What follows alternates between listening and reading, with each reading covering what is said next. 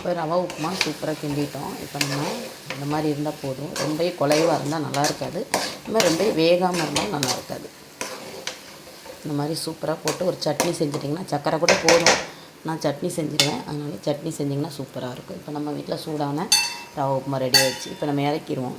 மூடி போட்டு கொஞ்ச நேரம் இஞ்சிட்டு சட்னிக்கு பச்சை மிளகாய், பூண்டு, அதுக்கப்புறம் பார்த்திங்கன்னா கருவேப்பிலை, பொட்டுக்கடலை, அதுக்கப்புறம் ஒரு 2 சில் தேங்காய் போட்டிருக்கேன். கருவேப்பிலை கொஞ்சம் போட்டிருக்கேன். இது அப்படியே குறப்பாக சட்னி, தாளிக்க தேவையில்லைன்னு சட்னி.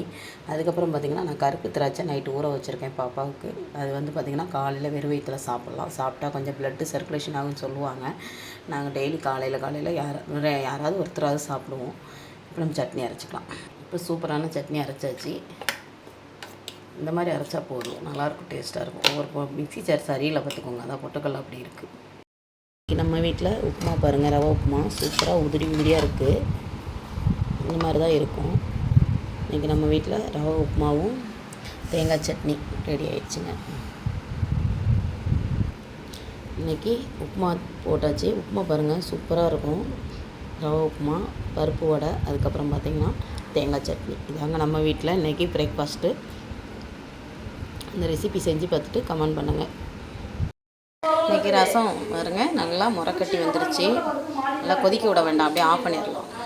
இன்றைக்கி நம்ம ரசம் வச்சுக்கலாம். ரசம் பார்த்திங்கன்னா நான் வந்து 3 தக்காளி எடுத்திருக்கேன். இப்போ தக்காளி விலை கம்மியாக இருக்கனால தக்காளி ரசம் மாதிரியே வச்சிடுறது. கொஞ்சமாக மட்டும் புளி சேர்த்தா கொஞ்சம் நல்லாயிருக்கும். அதனால் நான் கொஞ்சமாக புளி சேர்த்துருக்கேன்.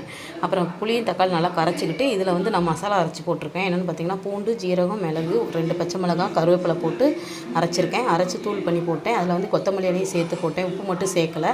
இப்போ வாங்க தாளிச்சிக்கிறலாம். ரசத்துக்கு எல்லாமே ரெடி பண்ணிட்டேன். இப்போ தாளிப்புக்கு எண்ணெய் ஒரு 1.5 ஸ்பூன் ஊற்றிருக்கேன். கொஞ்சம் கடுகு உளுந்து சேர்த்துக்கலாம். அதுக்கப்புறம் நான் வந்து வெந்தயம் சேர்ப்பேன் ரசத்துக்கு, ரொம்ப நல்லாயிருக்கும். இப்போ ஒரு 10-20 வெந்தயம் சேர்த்துப்பேன். இப்போ ஒரே ஒரு வரமிளகா மட்டும் போட்டுக்கலாம். ஏன்னா நான் வந்து பச்சை மிளகா அரைச்சி போட்டேன். இப்போ கருவேப்பிலை சேர்த்துக்கலாம். இப்போ நல்லா வெடிச்சிருச்சு. இப்போ ரசத்தில் பாருங்கள், நான் நல்லா வந்து மசாலா அரைச்சி போட்டிருக்கேன். இதை எடுத்து அப்படியே ஊற்றிக்கலாம். அவ்வளோதான், வேறு ஒன்றும் செய்ய வேண்டாம். இதில் பெருங்காயத்தூள், மஞ்சத்தூள், உப்பு மட்டும் சேர்த்துட்டு முறை கட்டினோடனே சூப்பரான நமக்கு தக்காளி புளி போட்டு ரசம், மிளகு ரசம் ரெடி ஆயிடுச்சு. ரசம் செஞ்சு பாருங்கள், ரொம்ப டேஸ்ட்டாக இருக்கும். இப்போ நான் உப்பு மஞ்சத்தூள் போட்டேன். இப்போ பெருங்காயத்தூள் மட்டும் கரெக்டாக சேர்த்துக்கோங்க. ரசத்துக்கு பெருங்காயத்தூள் சேர்த்திங்கன்னா ரொம்ப சூப்பராக இருக்கும். இப்போ சுரக்காய் கூட்டு பாருங்கள், சூப்பராக ரெடி ஆயிடுச்சு. இந்த மாதிரி ரெடியானால் போதும். இப்போ நல்லா வெந்துருச்சு சுரக்காய். இது நம்ம வந்து தோசை, இட்லி எதுக்குனாலும் வச்சு சாப்பிட்லாம். சுரக்காய் கூட்டு சாப்பிடாதவங்களுக்கு இந்த மாதிரி செஞ்சு கொடுங்க. காரசாரமாக லெமன் சாதத்துக்குலாம் இது ரொம்ப டேஸ்ட்டாக இருக்கும். நம்ம சுரக்காய் கூட்டு இறக்கிடலாம். இன்றைக்கி நம்ம வீட்டில் சனிக்கிழமை பார்த்துக்கோங்க, வெஜிடேரியன் தான். இப்போ சுரக்காய் கூட்டு வைக்க போகிறேன். சுரக்காய் கூட்டுக்கு நான் 1 டம்ளர் பாசிப்பருப்பு போட்டு வேக வச்சுருக்கேன். அதில் மஞ்சத்தூள், கொஞ்சம் 2 தக்காளி, பூண்டு, கொஞ்சமாக வந்து பார்த்திங்கன்னா எண்ணெய் சேர்த்து வேக வச்சுருக்கேன். குறப்பாக தான் வேக வச்சுருக்கேன். நல்லா மசி இது பண்ணக்கூடாது. இந்த பக்கம் பார்த்திங்கன்னா ஒரு 3 ஸ்பூன் எண்ணெய் ஊற்றிட்டு கடுகு, உளுந்தம்பருப்பு, கடலப்பருப்புலாம் போட்டுட்டு வெங்காயம் போட்டு சுரக்காய் போட்டு நல்லா வேக வச்சுருக்கேன். நல்லா வதங்கிட்டு இருக்குது. சீக்கிரமாக வதங்கிடும். அப்புறம் பருப்பு எடுத்து போட்டு வந்து சூப்பராக வந்து சாம்பார் தூள் போட்டு உப்பு போட்டு, ஏற்கனவே நான் கொஞ்சம் உப்பு போட்டிருக்கேன் காய் வதங்குறதுக்கு. காய் பார்த்திங்கன்னா நம்ம வீட்டுக்கு நம்ம காட்டு காய் தான் பார்த்துக்கோங்க. காட்டில் உள்ள சுரக்காய், ரொம்ப பிஞ்சு சுரக்காய் தான், சூப்பராக இருக்கும். நம்ம பார்க்கலாம் வாங்க. இப்போ இது வந்து நான் பீட்ரூட் சாதத்துக்கு எடுத்து வச்சுருக்கேன். என்கிட்ட வந்து திருவுறது இல்லை. அதனால் பார்த்திங்கன்னா மிக்ஸி சாரில் ஒரு ஓட்டு ஓட்டி இது பண்ணிக்கலாம். அதுக்கப்புறம் ரசத்துக்கு கரைச்சி வச்சுருக்கேன். பீட்ரூட் சாதம், ரசம், சுரக்காய் கூட்டு பார்த்துக்கோங்க. இப்போ சுரக்காயும் வெங்காயம் நல்லா வதங்கிடுச்சு. இப்போ நம்ம இந்த பாசிப்பருப்பு வெந்ததை எடுத்து போட்டுக்கலாம்.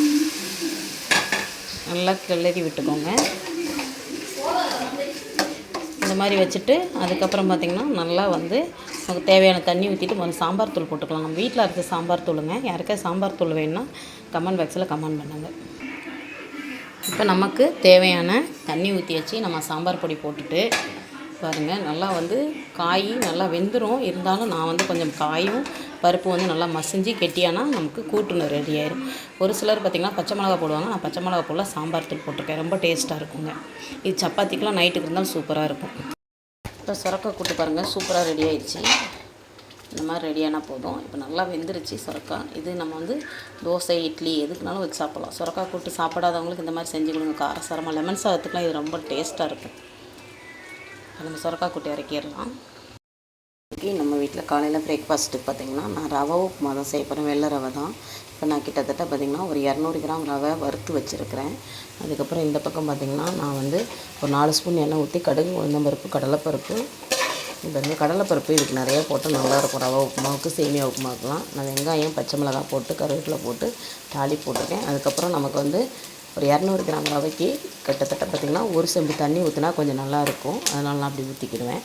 கொஞ்சம் உப்பு போட்டு கொதிக்க வச்சு அதுக்கப்புறம் ரவை போட்டு கிண்டிக்கலாம்.